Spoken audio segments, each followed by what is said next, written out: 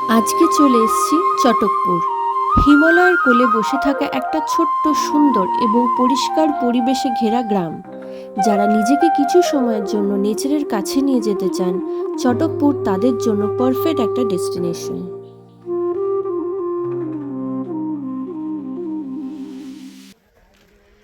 Hello everyone, welcome to my channel. আজকে আবার চলে এসেছি আর একটা নতুন জায়গা নিয়ে, নতুন ব্লগ। পুরো কুয়াশায় ভরে গেছে। আমরা এখন চলে এসেছি চটকপুরে, যেটা হচ্ছে দার্জিলিংয়ের রাস্তাতেই একদম কাছে। তো কিভাবে আসলাম এখানে, কিভাবে তোমরা আসবে, সব ইনফরমেশন আমি সব দিয়ে দেবো। ভিডিওটা এন্ড অবধি দেখবে। আর যারা নতুন আমার চ্যানেলে, please don't forget to subscribe, like and share. Chatakpur আসতে গেলে কলকাতা থেকে ট্রেন ধরে শিলিগুড়ি অথবা এনজেপি চলে আসবে। স্টেশনের বাইরে পেয়ে যাবে শেয়ার ট্যাক্সি দার্জিলিং যাওয়ার জন্য, অথবা একটা গাড়ি বুক করতে পারো। শেয়ার ট্যাক্সিতে যেতে চাইলে নামতে হবে সোনাডাতে। ভাড়া পড়বে 250 টাকা পার হেড। সোনাডাতে নেমে এই রাস্তা নিয়ে যাচ্ছে আমাদের চটকপুর, এবং সোনাডা থেকে হোমস্টেতে বলে দিলে ওরা গাড়ি পাঠিয়ে দেবে চটকপুর যাওয়ার জন্য। সোনাডা থেকে চটকপুর গাড়ি ভাড়া পড়লো আমাদের 1200 টাকা। সোনাডা থেকে চটকপুরের ডিস্টেন্স 6 থেকে 7 কিলোমিটার। লাস্ট কিছু কিলোমিটার রাস্তা খুবই ন্যারো অ্যান্ড ফরেস্ট ট্রেলের মধ্যে দিয়ে, তাই এসইউভি বা 4x4 গাড়ি নিয়ে যাওয়া ভালো। রাস্তাটা লামাহাটা কালিম্পং যাচ্ছে, আর আমরা এই ভয়ঙ্কর রাস্তা দিয়ে আসলাম। খুবই এবড়ো খেবড়ো রাস্তা।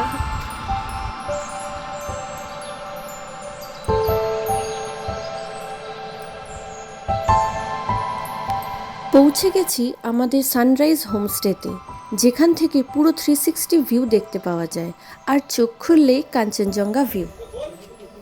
রুমগুলো পুরো উডেন, 3 বেডেড, খুবই সুন্দর। পৌঁছেই আমরা লাঞ্চ শুরু করে ফেললাম। একটা কথা বলা যায়, সানরাইজ হোমস্টের কিন্তু খাওয়া দাওয়া সব থেকে বেস্ট। একদম ঘরোয়া এবং টেস্টি খাবার দাবার। এইটা হচ্ছে হোমস্টে,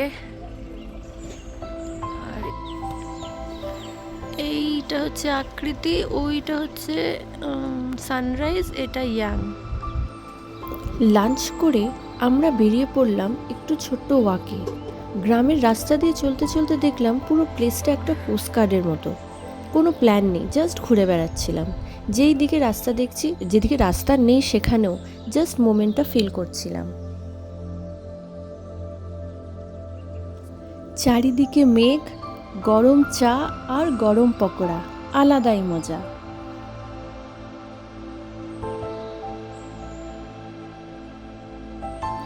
ডিনারে ছিল ভাত, রুটি, ডাল, পনিরের তরকারি, আলু ভাজা, স্যালাড আর অমলেটও দিয়েছিল।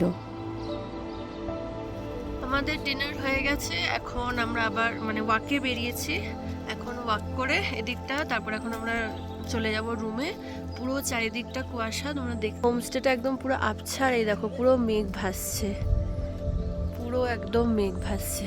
মাঝে মধ্যে আবার একটু ধীরে ধীরে বৃষ্টিও হচ্ছে। চলো, কালকে আবার দেখা হচ্ছে সানরাইজ আরও সুন্দর সুন্দর ভিউ নিয়ে। Good night.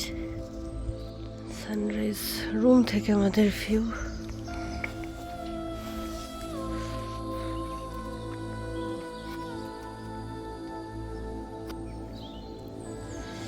Good morning. আমরা এখন ছাদে যাচ্ছি সানরাইজ হোটেলের।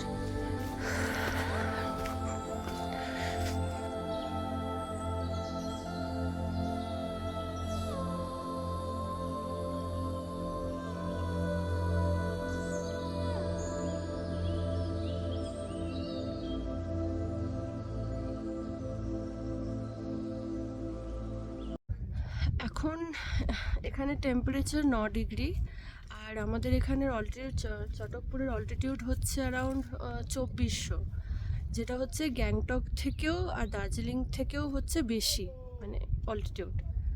দার্জিলিংয়ের তো 2200 এরকম হবে, গ্যাংটক তো আরও কম, 1600। খুব সুন্দর ভিউ এই হোটেলের ছাদে অ্যাকচুয়ালি এটা।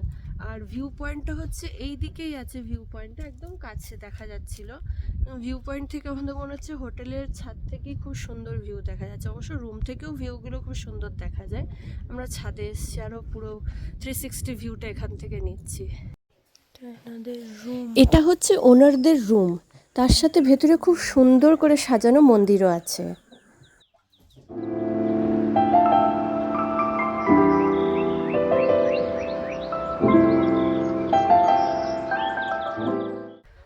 আমরা এখন ভিউ পয়েন্টের দিকে যাচ্ছি।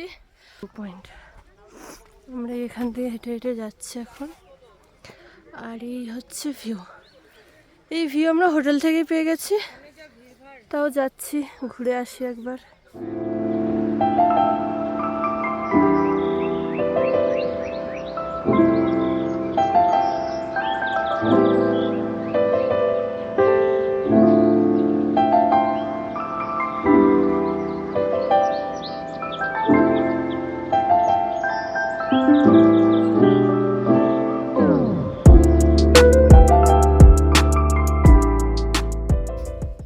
নে ওকে টার কি বলে, ডাক ডাক।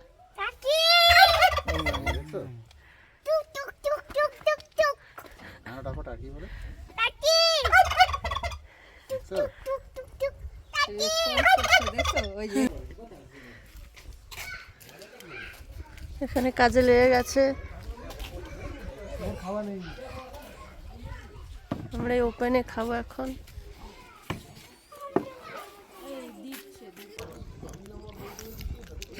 সকালের ব্রেকফাস্ট, তার সাথে রিভিউ।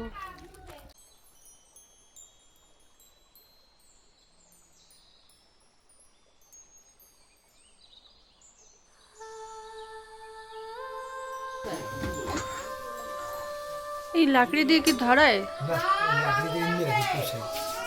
না? ওইখানে হয় না? हाँ चूल्हा है और गैस भी है, चूल्हा भी है।